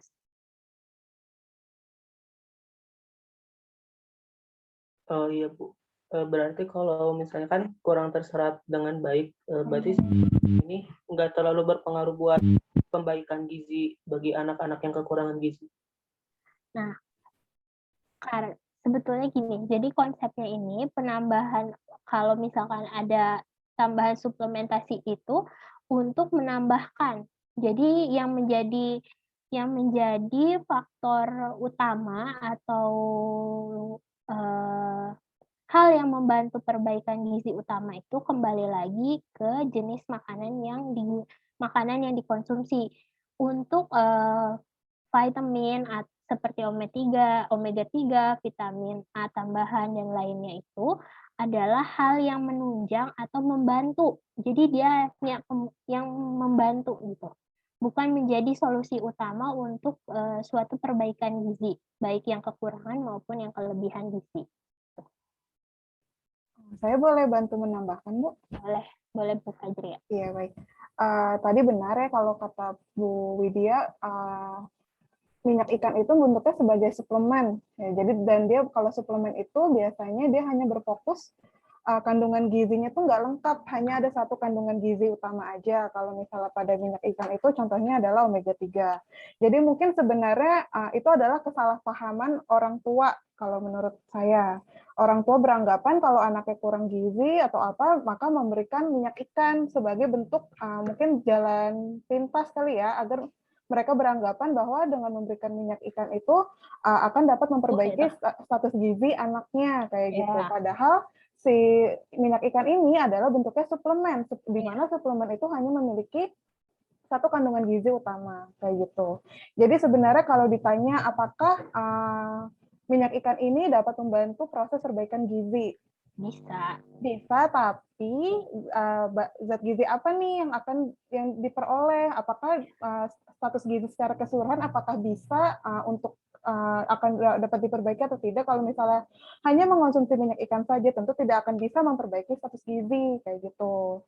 Tapi kalau ditanya apakah dia punya manfaat atau tidak, punya. Dia karena tadi dia memiliki omega 3 dan omega 3 itu kalau pada anak-anak dia juga bisa membantu perkembangan otak gitu. Jadi kalau omega 3 itu krusial sebenarnya terutama pada anak-anak yang masih dalam 1000 HPK kayak gitu, dan mungkin anak-anak yang masih dalam masa pertumbuhan di usia sekolah, nah itu sangat krusial. Tapi kalau ditanya untuk memperbaiki status gizi secara keseluruhan, tidak cukup hanya dengan mengonsumsi minyak ikan saja kayak gitu. Jelas ya? Nah, ya mungkin gini ya, simpelnya kalau suplemen itu kayak seperti vitamin A, tambah darah, jadi lebih fokus ke defisiensi zat gizi apa. Nah, itu maka diberikanlah suplemen. Nah, seperti itu. Kalau misalkan untuk tadi yang Bu Memes tambahkan, kalau untuk secara keseluruhan perbaikan gizi dengan adanya suplemen ini belum tentu bisa memperbaiki secara keseluruhan status gizi dari individu tersebut gitu. Baik, Bu. Oke. Selanjutnya siapa? Ada lagi yang mau bertanya? Saya Bu izin bertanya. Namanya siapa? Saya Ananda izin bertanya. Nah Bu, untuk yang fungsi zat gizi, kan ada 3 ya Bu. Nah si protein itu masuk ke 3-tiganya.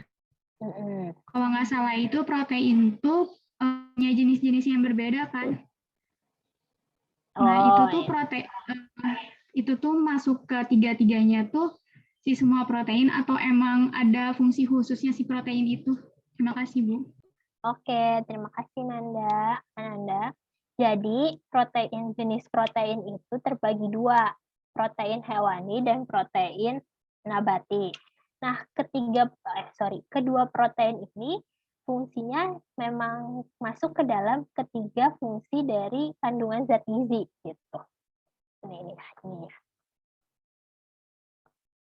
Maaf. Kok ke close. Nah, tadi kan ini ya. Nah, jadi tadi kan saya bilang protein itu ada hewani, ada nabati. Nah, protein hewani dan protein nabati ini memang keduanya ini mempunyai fungsi tiga-tiganya, untuk energi, untuk pertumbuhan, dan untuk mengatur proses di dalam tubuh gitu, Ananda. Nanti mungkin lebih detailnya kita akan bahas protein juga nih di pertemuan kelima kalau nggak salah ya. Iya, saya mungkin mau bantu menambahkan ya Bu ya. Kalau mungkin tadi dari Ibu Widya itu dari sumber pangannya ya, kalau protein nabati dan hewani. Kalau secara umum itu protein juga terbagi, ada lagi pembagiannya dari strukturnya itu protein esensial. Jadi protein itu kalau kalian pecah-pecah lagi namanya disebut asam amino. Asam amino itu ada asam amino esensial dan non esensial. Nanti kalian akan pelajari lebih dalam saat perkuliahan protein. Tapi secara umum si masing-masing asam amino itu sebenarnya memiliki fungsi yang berbeda. Tapi kalau misalnya kalian mau pelajarin semuanya itu di dasar ilmu gizi, nggak akan sempat gitu. Sampai S3 pun kalian masih mempelajari sebenarnya si fungsi asam amino itu karena fungsi mereka sangat spesifik. Dan setiap makanan, terutama yang sebagai sumber protein itu, dia punya kandungannya, ada yang memiliki asam amino esensial juga, ada yang memiliki asam amino non esensial, kayak gitu. Jadi itulah kenapa kita harus makan dengan gizi seimbang, karena satu bahan makanan itu nggak memiliki kandungan gizi yang sempurna, kayak gitu. Jadi kalau ditanya protein yang mana aja, ya sama. Jadi intinya kalian harus memenuhi kebutuhan protein kalian, kayak gitu. Nanti mungkin kalau Ananda mau lebih jelasnya, kita bahasnya nanti ya di pertemuan protein, karena panjang itu, ada asam amino esensial itu ada lisin, isoleucin, kayak gitu. Nanti masih ada lagi kita. Tenang, ini masih pertama. Kalian masih panjang, masih 4 tahun akan bertemu dengan zat-zat gizi ini gitu. Jadi tapi bagus sih, saya apresiasi karena berarti kan curiosity kalian tuh tinggi ya. Sebelum kita membahas baru di awal-awalnya, tapi kalian udah mulai bahas sampai dalam-dalamnya nih. Nah, kayak gitu. Oke, ada lagi nih yang mau ditanyakan? Kalau oke, boleh. Satu terakhir ya, nanti habis ini kita lanjut ke praktikum. Kan di Indonesia sekarang itu kan ada kayak kegiatan yang mempercepat proses penanaman biar hasilnya lebih cepat untuk dipanen. Nah, dari modifikasi penanaman itu tuh ada efek samping nggak sih dari hasil zat gizi yang dihasilkan dari tanaman tersebut, Bu? Terima kasih.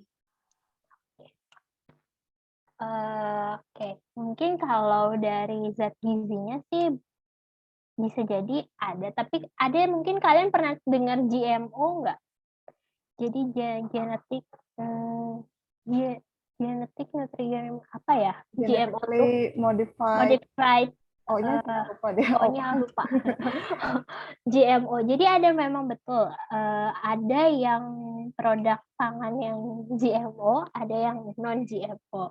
Nah, sebetulnya produk pangan yang GMO itu pasti ada zat gizi atau ada gen dari makanan tersebut yang berbeda nih, bisa jadi kurang, bisa jadi berlebih.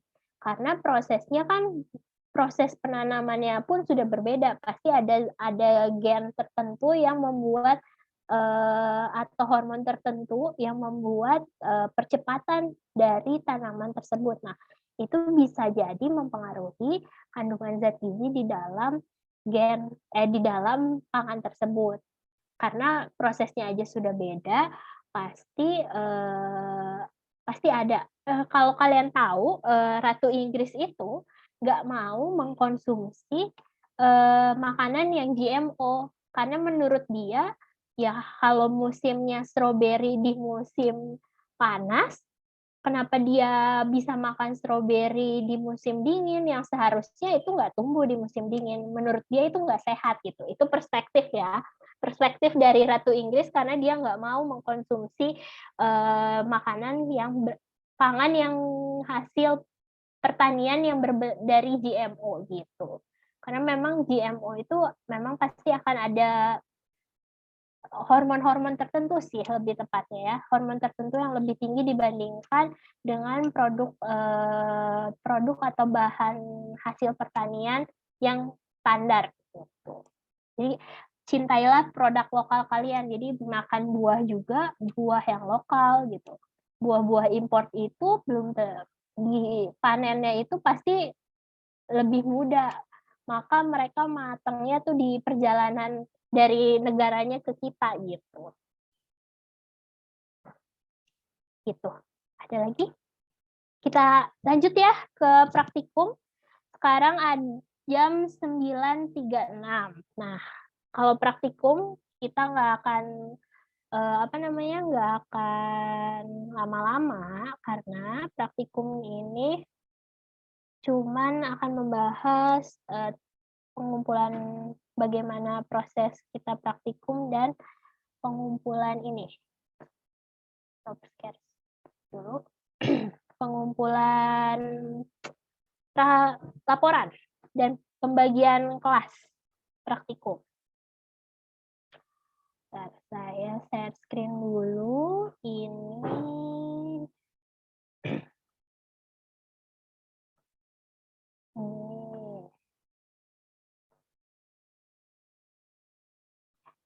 udah ya. Ini terlalu zoom atau enggak? Terlalu zoom, Bu. Apa ya? Coba boleh di full screen lagi.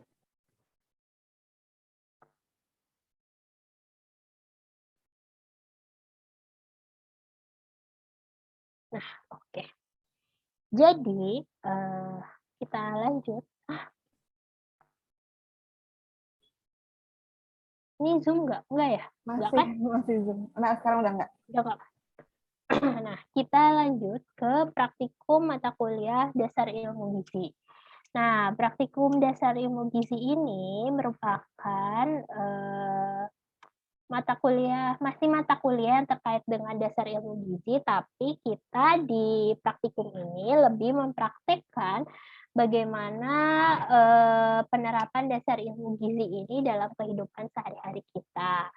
Nah, untuk praktikum dasar ilmu gizi, tim teaching-nya ini ada saya, ada Ibu Fajria, kemudian ada Ibu Fauza. Nah, mungkin hari ini sebelumnya sudah berkenalan pasti ya sama Ibu Fauza, kalau nggak salah kemarin ya di mata kuliah biologi. Nah, nanti ke depannya tim teaching ini yang akan membantu atau memberikan materi pada saat kita melakukan praktikum. Jadi kalian bisa nanti menghubungi saya Ibu Fajria atau Ibu Fauza sesuai dengan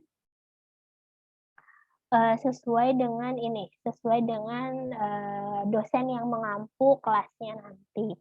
Nah, sekarang saya ingin menentukan pembagian kelas praktikum, di mana pembagian kelas praktikum ini dibagi menjadi kelas A1 dan A2. Nah, kemarin itu kalau di kelas A1 ada Ibu Fajria yang nanti akan membantu membantu teman-teman semua untuk mempelajari materi praktikum. Di A2 ada saya. Nah, sementara nanti kita akan melakukan penunjukan PJ kelas praktikum. Kalau nggak salah PJ kelas besarnya kelas A IGDI dasar ilmu gizi itu siapa ya namanya? Lupa saya. Rifka ya. Nah, oke, Rifka. Nanti kan Rifka PJ besar kelasnya. Nah, sekarang kita akan membagi atau nanti setelah kalian tahu pembagian kelompok praktikum kelas A dan kelas A1 dan A2, boleh nanti kalian PJ kelasnya menghubungi dosen yang mengampu atau mendampingi kelas praktikum tersebut. Oke, selanjutnya kita akan membahas tentang timetable dari pertemuan 1 sampai dengan pertemuan 16 nanti. Materi yang pertama ini masih pengantar praktikum yang saya sampaikan hari ini. Kemudian ada instrumen komposisi pangan dan gizi di pertemuan ketiga. nanti kalian akan membahas penyerapan minyak, perhitungan kandungan zat gizi itu bagaimana, nanti kita akan membahas di instrumen komposisi pangan dan gizi. Kemudian yang ketiga, aplikasi instrumen konversi pangan dan gizi. Nanti bagaimana pengaplikasian instrumen-instrumen tersebut kita akan bahas di pertemuan ketiga.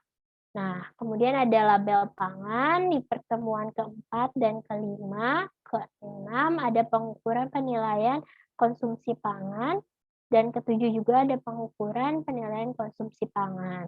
Nah, di sini di setiap akhir pertemuan dari praktikum, kalian akan ada tugas, di mana tugasnya ini bisa jadi tugas kelompok dan bisa jadi juga tugas individu, seperti itu.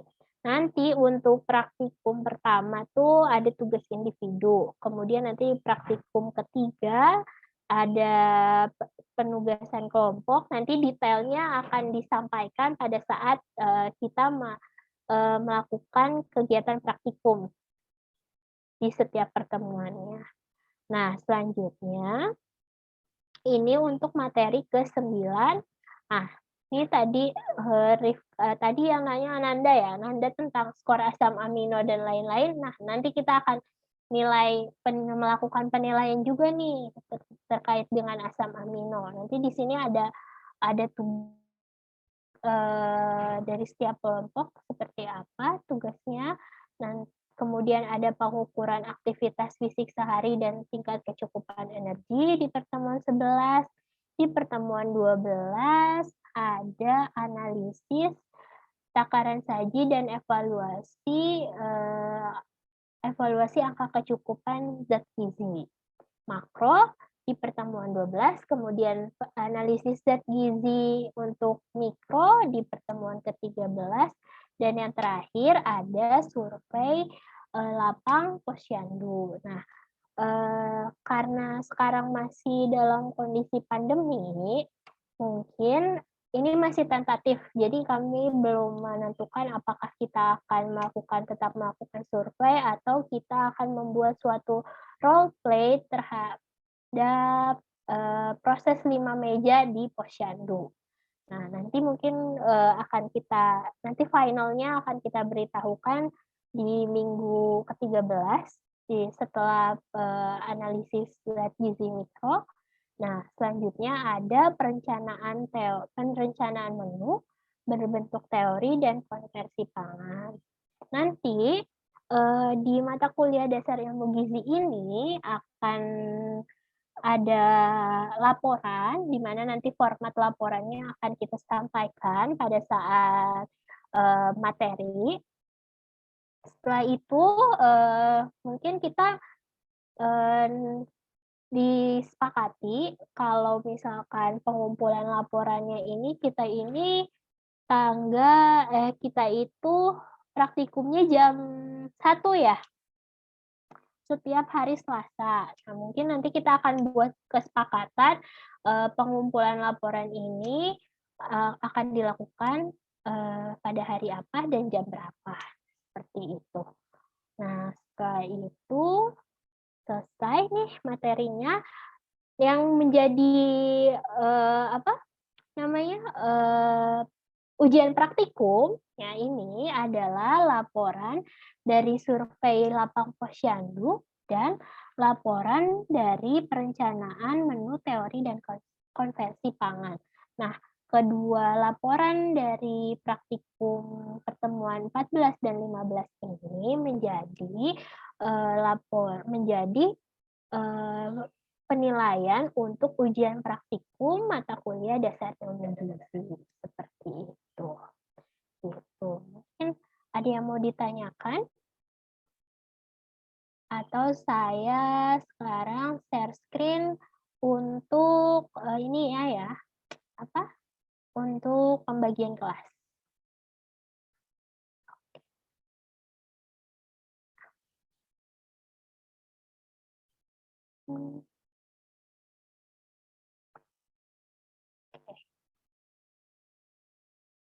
Oke.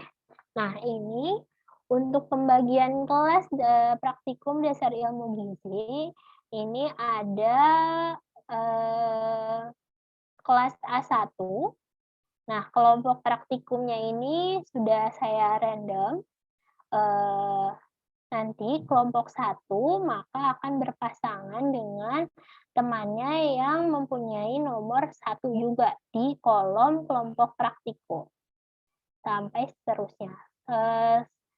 Dalam praktikum dasar ilmu gizi ini, jumlah anggota setiap kelompoknya itu ada 5 orang, paling banyak 5 orang.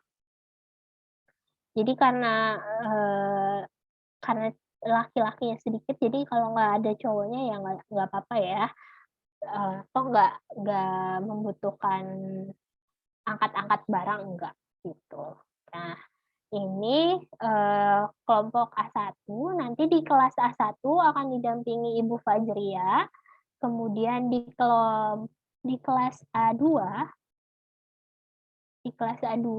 akan didampingi saya di praktikum A2, masih sama kelompok praktikum 1 dan kelompok praktikum 2. Kelompok praktikumnya ini akan mengikuti nomor kelompoknya masing-masing. Nah, sekarang mungkin nanti saya akan bagikan ini ke Rifka kali ya. Rifka, nanti mungkin setelah teman-teman adik-adik di sini mengetahui teman kelompoknya siapa, sekelas dengan siapa, maka nanti PJ dari kelas praktikumnya silakan untuk menghubungi dosennya masing-masing, seperti itu. Oke? Sejauh ini paham ya? Jadi di gizi ini tidak akan terlepas dari yang namanya laporan. Setiap semester pasti ada mata kuliah yang membuat laporan, karena laporan terus. Karena ini merupakan salah satu cara latihan kalian bagaimana menulis suatu karya ilmiah. Nah, kemudian saya juga akan menggarisbawahi apabila dari kalian, dari mahasiswa yang melakukan plagiarisme, kemudian copy paste dari internet jawabannya, atau copy paste dari kelompok lain atau punya temannya, maka itu saya tidak akan segan-segan untuk memberikan nilai 0. Nah, jadi jangan sampai kalian, bukan saya menakut-nakuti ya, tapi saya di sini ingin membentuk karakter kejujuran kalian, di mana itu kan sama aja dengan cheating ya, curang hal yang tidak baik gitu, dan bukan hal yang harus menjadikan suatu kebiasaan.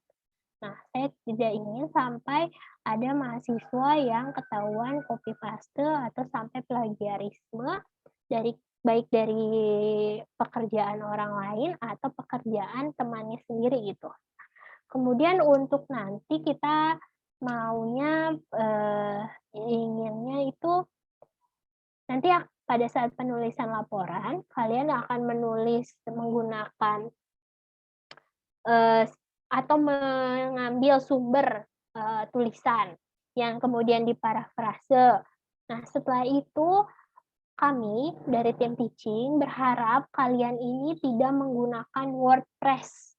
Tidak ada menggunakan artikel-artikel dari detik.com, artikel-artikel dari web-web yang tidak jelas sumbernya dari mana.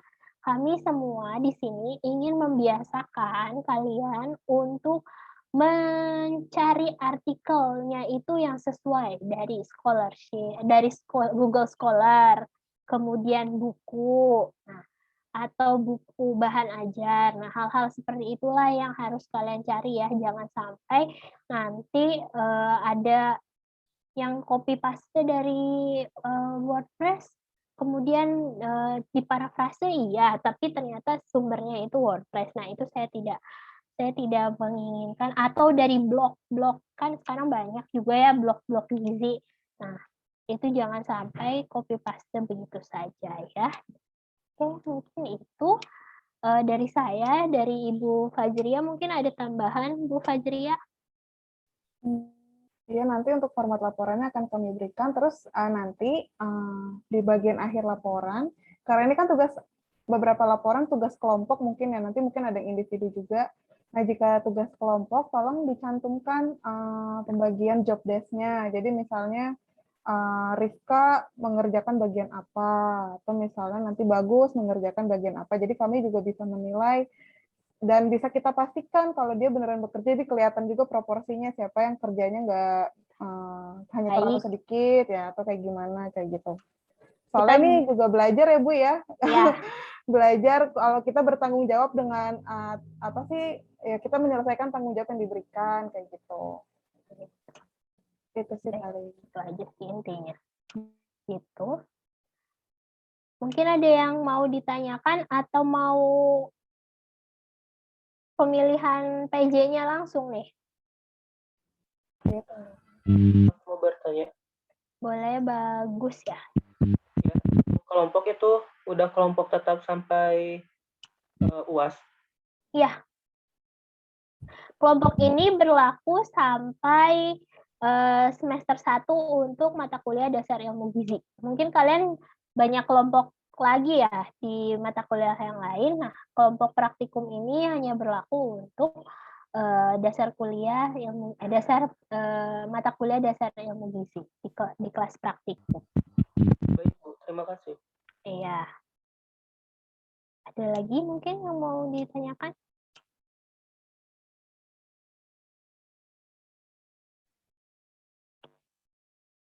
Mungkin nanti kita juga akan infokan ini kali ya Bu ya, buku yang dapat digunakan.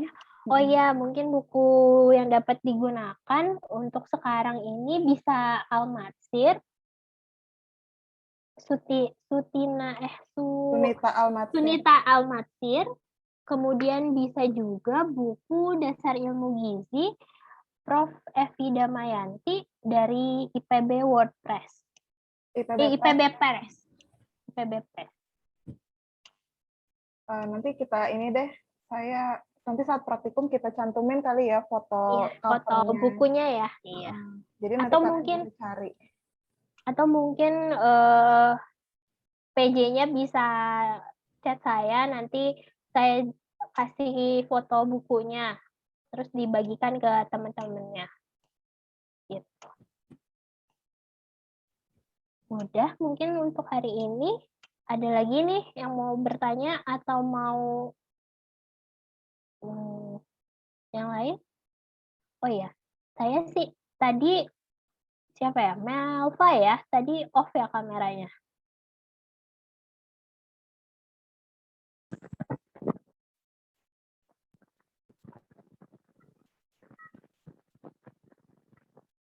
Sekarang udah on lagi ya Melva ya. Mungkin tadi lagi ke toilet ya pas saya panggil. Oke, mungkin kalau tidak ada, saya akhiri untuk pertemuan kuliah dan praktikum dasar ilmu gizi hari ini. Nanti ke depannya untuk materi akan saya upload di Spot, jadi kalian bisa mengakses. Selebihnya, kalau jika ada yang ingin ditanyakan, tidak perlu sungkan untuk menghubungi saya atau Ibu Fajria melalui WhatsApp. Billahi taufiq wal hidayah. Wassalamualaikum warahmatullahi wabarakatuh. Waalaikumsalam warahmatullahi wabarakatuh. Terima kasih Bu. Terima kasih Bu. Untuk kuliah biologi nanti di room ini juga ya, jam 10.20. Berapa Bu? Jam 10.20 kan ya kelas biologi. Oke, siap. Nanti di room ini aja. Oke. Bu.